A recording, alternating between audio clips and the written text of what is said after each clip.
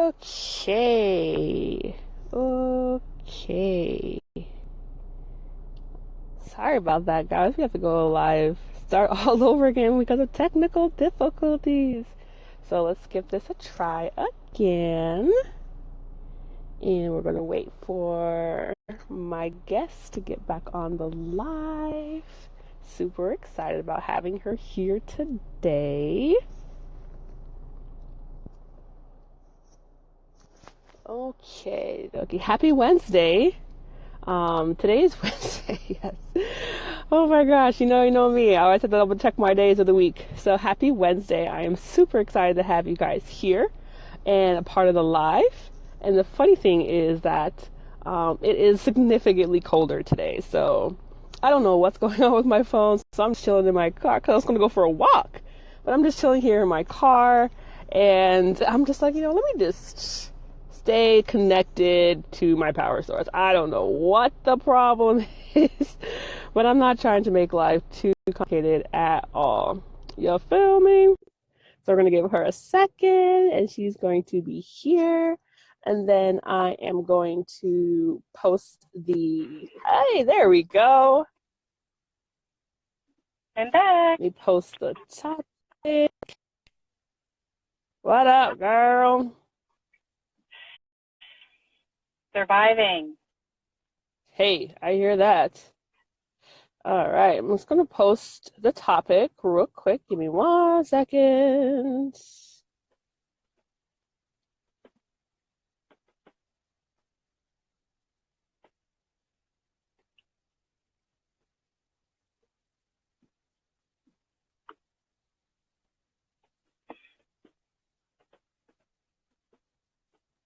Oh, the sunshine. It may be chillier, but I am super thankful for the sunshine.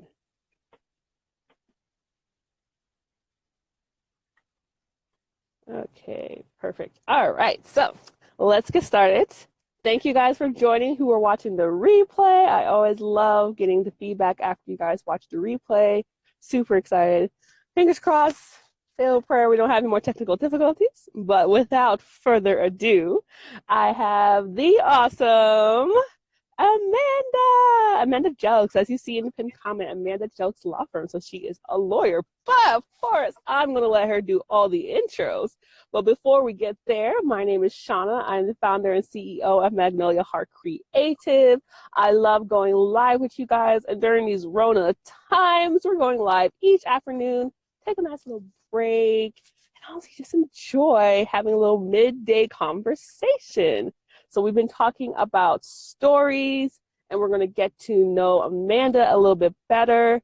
And a little bit about Magnolia Heart Creative is that I do digital marketing. So we do social media, blogging, email marketing. That is our passion, to be able to give you those high quality services, as well as the done for you membership, right? This is a social media kit you get every single month called Magnolia Heart Pro, as well as I love to teach. You guys already know I love to teach and speak, whether it's small groups, individual, or large. So that is just a little bit about Magnolia Heart Creative. My name is Shana, and now over to Amanda.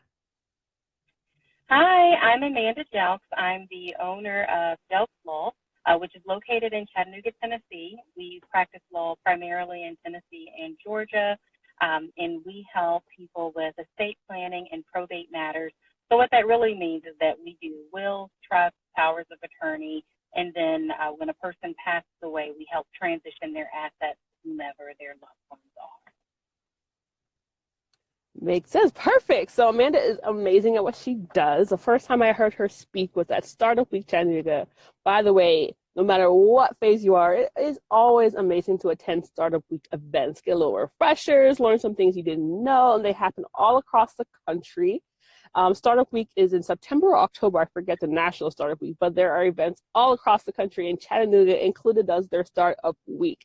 So I attended her seminar for small businesses, and I was just like, wow, I am falling short.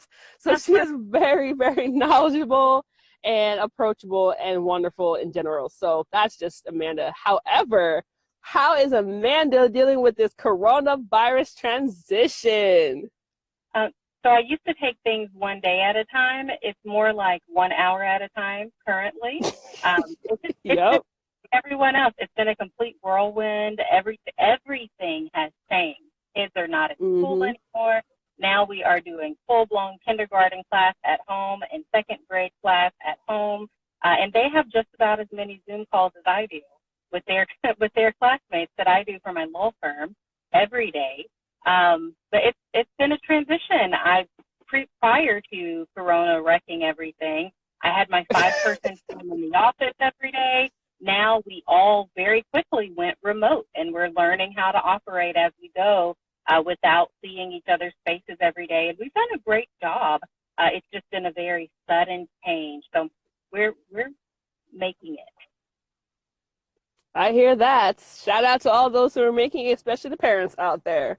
So was Yeah. it difficult getting your team and I guess more importantly your clientele, those that you guys work with, to transition? Because I know hearing from a lot of realtors, they've had that tricky challenge of helping people to close on their houses or sell their house, whatever it is, during remotely during this Corona time. So how has it been for your clients to be able to work with you still and get things done remotely? Yeah, so everybody's been great. They've been incredibly understanding that what everyone is facing right now is completely unprecedented. There's no manual out there for what to do when there is a global pandemic. And so everybody's just learning, and everybody's trying their absolute best. But our courts have done a really good job about navigating how are we going to handle matters that go before judges. And so we started doing some telephone hearings or virtual hearings as appropriate, but they're really prioritizing high-profile matters and really more like criminal matters, things that may lead somebody to danger, protective orders, those sorts of things. But clients have been really understanding while everybody, the courts included, are trying to figure this thing out. The one challenge that we've had above all, because we don't do very much in work, we don't do very much in court, because our goal is to keep you out of court. So that's what we do with our small business owners. Put all your stuff together up front so that hopefully you don't ever have to go see a judge. But should we find ourselves there, then we certainly deal with that too.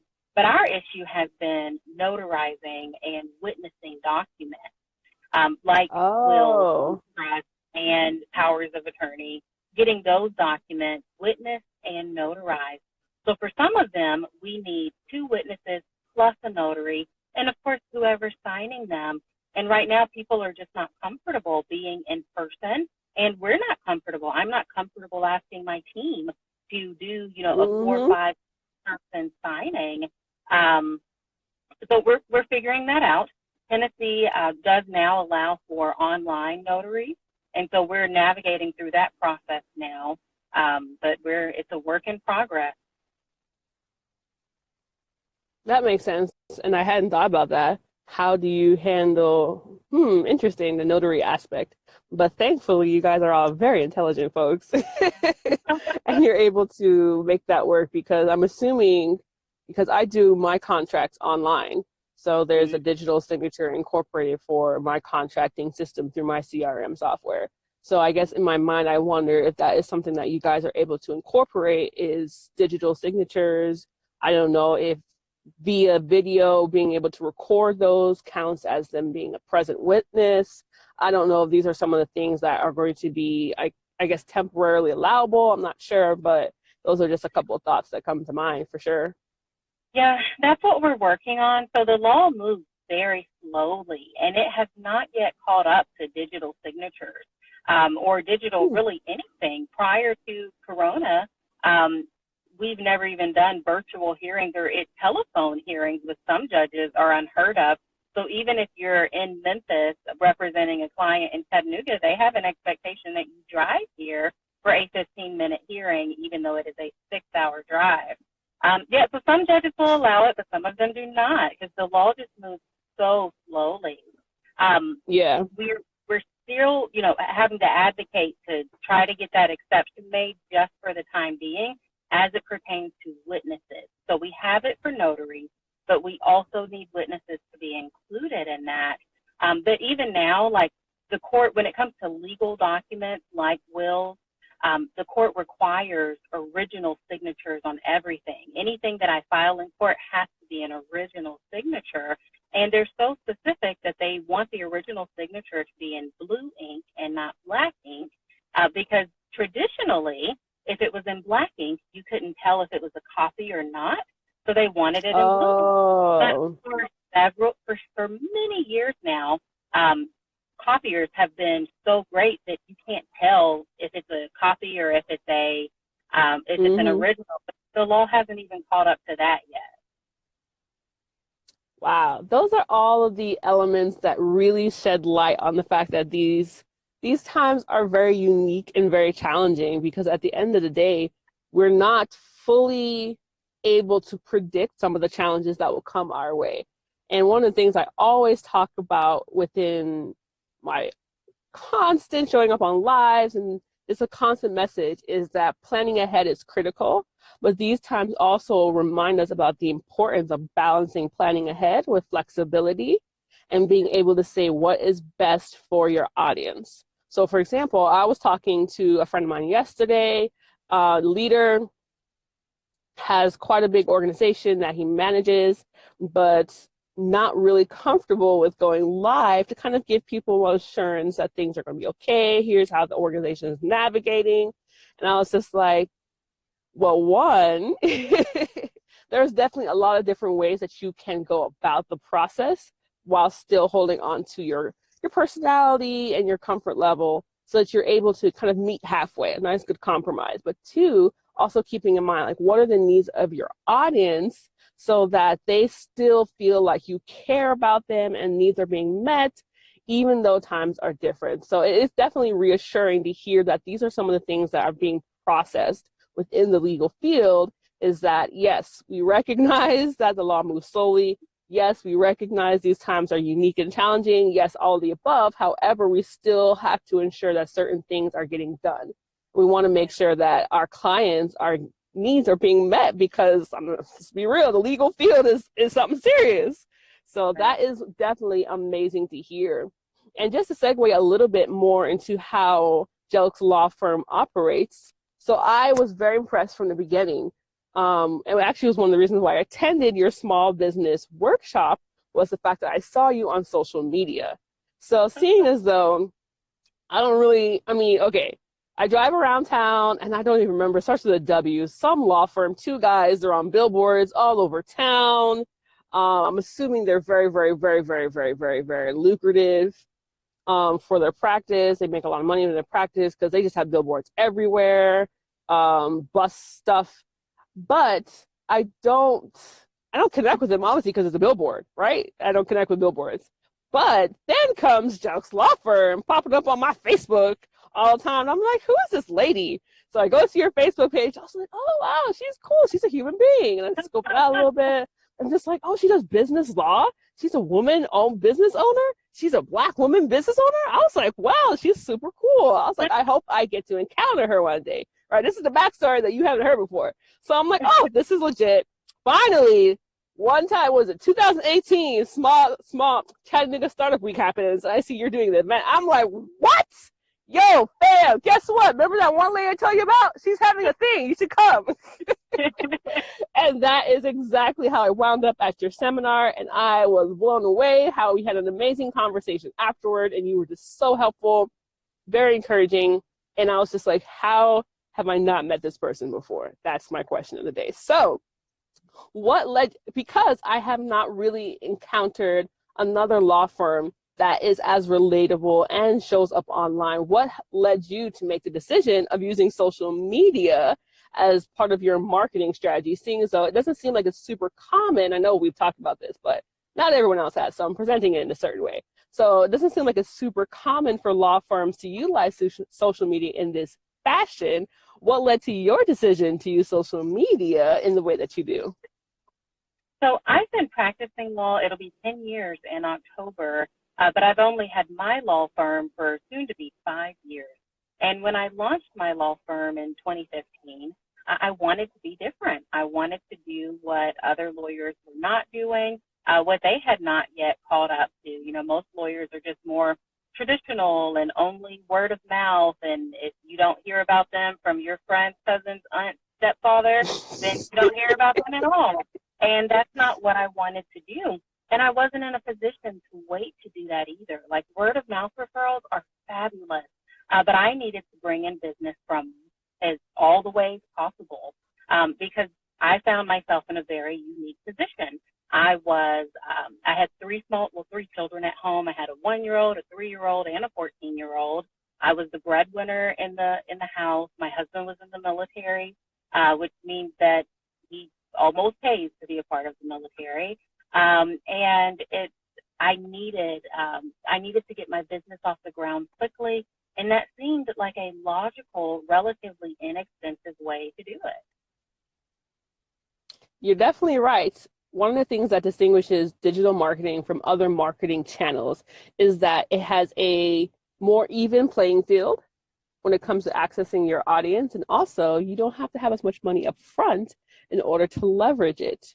So I saw a lot of sponsored ads on Facebook from Amanda, and then when I started following her on Instagram, I would see her posts and content as well. We, interestingly enough, had a recent conversation where you shared how you utilize stories. So what is your experience with utilizing stories on Instagram? It's new. It's really new. So I started out with Facebook, got familiar with that. Prior to launching my business, I never had like a personal Instagram or Twitter account, and so I've reached out to those different avenues. And now, next thing I know, here's these stories popping up. So that's something else that I need to learn. And I learned about stories first from you, and that I needed to use them. And now that I do use them, I find myself, like, I don't even scroll through the Instagram feed anymore. I just look at people's stories. And if I'm doing that, then I imagine that other users are doing it as well. So I need to have some stories up there. Currently, I need to fix it. I'm not doing as good as I could be doing with my story. But I do try to make sure I have something up there all the time, even if it's just the content that I've posted on the other different platforms for the day, just trying to draw audiences in. And I've started exploring the whole stickers, trying to get them to interact and be social, not just give them pretty pictures to look at, but trying to get some feedback, some conversations going with them. Absolutely. So what about stories keeps you interested in there? Because if you're spending more time checking out stories, there's something that keeps you connected. So what about stories is so captivating? Well, sometimes when I'm scrolling through my feed, whether it's Instagram or Facebook, I start seeing repeated posts. And I don't know if it's because somebody's commented on them, and so the algorithm has made them show up again. And I don't want to keep seeing the same thing over and over again. With stories, it seems to always be something new. And so I don't have to keep going through the very same one. And I like that for sure. They're also interactive. It makes you feel like you're talking to a person and not just reading their content. Absolutely, I concur. So interesting that you brought that up because it's true. The more that you engage with certain accounts, those are the ones that are going to show up most on your feed. So if you engage more with a small number of accounts, you're going to have a small number of posts that will show up, and then Instagram will kind of fill in with others. Whereas with stories, like the more you scroll through lots and lots of stories, they'll just have like this mixture. And each time you refresh, you'll get a new mixture. So yes, you're getting a lot more original, different content and access to more of your audience, which is huge. Because if you want to stay in front of their eyesight by actually responding and engaging with their stories, then you actually have to see their stories. Right? Yeah. That's just part of the magic. You have to be able to see it. So I applaud you, and I'm glad that you're seeing the brands behind the brands that are all throughout the accounts. Like if you click on who you are following. Yes, see, I'm trying to like pull it up in my brain. So if you click on who you are following and kind of scroll through, honestly, most people are not going to do but maybe 2 or 3 scrolls, right? because it would be very overwhelming to actually scroll through all 1,000, all 300, all 10,000 people that you're following, no matter how many people you're following. But on stories, it's different. If you're able to just keep things fresh, refreshing, and you pop in throughout the day, you're able to have it, you're able to cycle through your audience in a way that's very visually appealing, right? You're able to connect what is the face behind this brand? Who are these people? What are the themes that I see throughout my audience? What are the trends throughout my audience? What are the commonalities throughout my audience? Like all these things can filter into your mind so you're more effective with your own content creation, but also you feel like you're connecting with people, which keeps us more engaged and which keeps us more interested in being engaged. So I definitely love that you're starting to see your audience come to life. These are people, and you're able to connect with these people. Yeah. Yeah, I like it too. And I think there are some things that people will put in their stories that they may not put on their actual their Instagram or Facebook, whichever, their feed. And I think maybe more so for Instagram, people are, when you're putting it in your feed, it's got to, be exactly on brand, and they want to be specific about the colors and this and that. Mm-hmm. But with the stories, you can really see the person behind. Like, it's like, oh, here's this contract that I just drafted. Also, there's my kindergartner running around being crazy because we're on quarantine for 900 and 1,000 million. Yeah, exactly. Oh my gosh, I don't remember her. I'm so bad with names. I don't remember the handle, but I was scrolling through, and one of my favorite brands to see on social, she was talking about Dubsido. That's the same CRM software that I use. So of course I'm just like, yes, tell me all the good stuff. So she was talking about it, and here's her daughter sitting next to her on the couch. And of course, in the beginning, her daughter's like very serious and just very calm. And then her daughter starts blowing bubbles, starts playing with her lips, and starts making random sound effects where she's completely gone. Like her brain is no longer there. Probably wasn't there for more than a few seconds. So I was like, oh, this is so cute. You're all serious and she's blowing bubbles. Like, yeah. Super adorable. So yes, this time is definitely cute to see how life and work are mixing. Yeah, I think that's one of the good things that's coming out of this quarantine is that it's becoming normalized. That being a working parent is I think people are just becoming more familiar with it, and it's becoming more acceptable.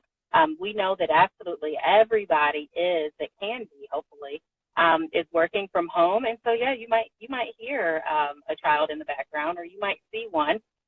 Hopefully, they're clothed, and if they are clothed, we're with. Yes. Hey, there's no guarantee with the diapers and clothes. I love it. I love it. So I am really excited that, one, I get to work with you within Magnolia Heart Pro. I'm so glad you're not just learning about stories, but implementing. That's the whole point, fam. So if you are wanting to get on Amanda's level, right? She started from, I just found out about stories, to learning about stories, to implementing and starting to see and experience for herself the value, which means it's only upward there. Yeah, she can only go up from here. Then I also encourage you to follow Sweet and join Magnolia Heart Pro, because not only do you get access to all the things, but you're going to get taught how to make it happen for your brand.